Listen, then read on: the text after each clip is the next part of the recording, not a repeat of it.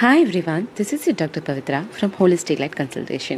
இன்னைக்கு ஒரு இன்ட்ரெஸ்டிங் டாப்பிக்கை பற்றி பார்க்கலாமா? ஜாண்டிஸ்னா என்ன? நம்ம எல்லாருக்கும் கொஞ்சம் ஐடியா இருக்கும்ல, ஜாண்டிஸ்னா என்ன, ஏன் அது நமக்கு வருது, எதனால நமக்கு வருது அப்படின்றத பற்றிலாம் கொஞ்சம் ஐடியா இருக்கும்.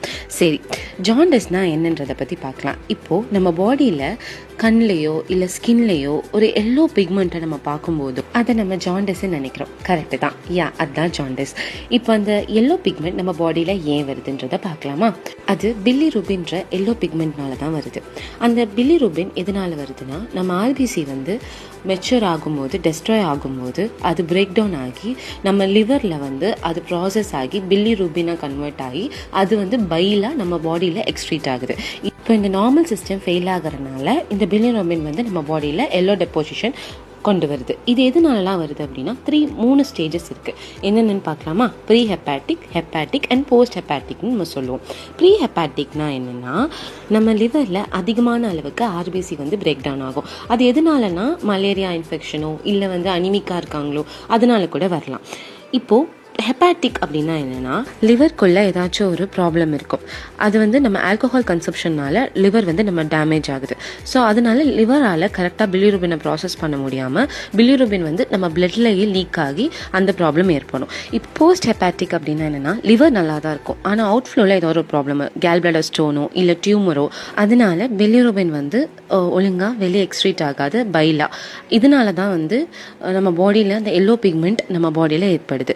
ஸோ நம்ம இப்போது ஸ்டேஜஸை பற்றி பார்க்கலாம். இப்போ ஜாண்டிஸ்ன்றது ஒரே நாள் ஒரு நைட்லேயே நமக்கு வந்துடும் அப்படின்னா கிடையாது. கொஞ்சம் கொஞ்சமாக தான் அது ஸ்டார்ட் ஆகும். இதை நம்ம எப்படி நோட்டீஸ் பண்ணலான்னா, நம்ம கண்ணுக்குள்ளே எல்லோவாக இருக்கிறதோ இல்லை நம்ம ஸ்கின் எல்லாம் எல்லோவாக சேஞ்ச் ஆகிறதோ, இதெல்லாம் நம்ம ஏர்லி ஸ்டேஜ்னு சொல்லுவோம். அப்போது நம்ம பிளட் டெஸ்ட் எடுத்து பார்க்கும்போது பில்லிரூபின்ற லெவல் நம்ம பாடியில் அதிகமாக இருக்கும். அப்போது நம்ம ஸ்கின் ஃபுல்லாக ஒரு எல்லோவிஷ் பிக்மெண்ட்டை நம்ம ஃபேஸ் பண்ண ஆரம்பிப்போம். ஸ்கின்ல மட்டும் எல்லோவிஷ் இருக்காது, நம்ம யூரின்லேயோ ஸ்டூல்லையோ எல்லோவிஷ் கலரை நம்ம பார்க்க ஃபீல் பண்ண ஆரம்பிச்சிடும். இது ஒரு அலர்ட், நமக்கு ஒரு வார்னிங் சைன் மாதிரி. இதே மாதிரி நம்ம பாடியில் பில்லிரூபின் இருந்துகிட்டே இருந்துச்சுன்னா அது சிவியர் ஸ்டேஜுக்கு கொண்டு போய் விடும். அப்போ பேஷண்ட்ஸ் ரொம்ப டயர்டாக ஃபீல் பண்ண ஆரம்பிப்பாங்க. அவங்க பாடி ஃபுல்லாக ஒரு இச்சிங் சென்சேஷன் இருக்கும், அப்டமன் பெயின் இருக்கும். அதுக்கப்புறம் ரொம்ப டயர்டாக அவங்களோட ஸ்டூல் எல்லாத்துலேயுமே ரொம்ப எல்லோவிஷ் இதை ஃபீல் பண்ண ஆரம்பிப்பாங்க. இதெல்லாம் நினச்சி நம்ம பேனிக் ஆகாமல் கண்டிப்பாக இதை இக்னோர் பண்ணவே கூடாது. ஸோ ஜாண்டிஸ்ன்றது ஒரு சிம்டம் தான், ஆனால் அது ஒரு டிசீஸ் கிடையாது தான். பட் ஆனால் அது நம்ம பாடியில் ஒரு வார்னிங் சைன் மாதிரி.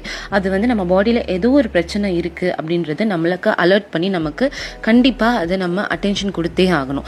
ஸோ ஆல்கஹால் இன்டேக் பண்ணுறதை கண்டிப்பாக நம்ம நிறுத்தியே ஆகணும். ஸோ இந்த சிம்டம்ஸ்லாம் நீங்கள் பார்க்கும்போது உங்கள் டாக்டரை கன்சல்ட் பண்ணணும். So I am your doctor Pavithra from holistic light consultation. Book your appointment soon through WhatsApp. Thanks for watching. Like and comment. Take care.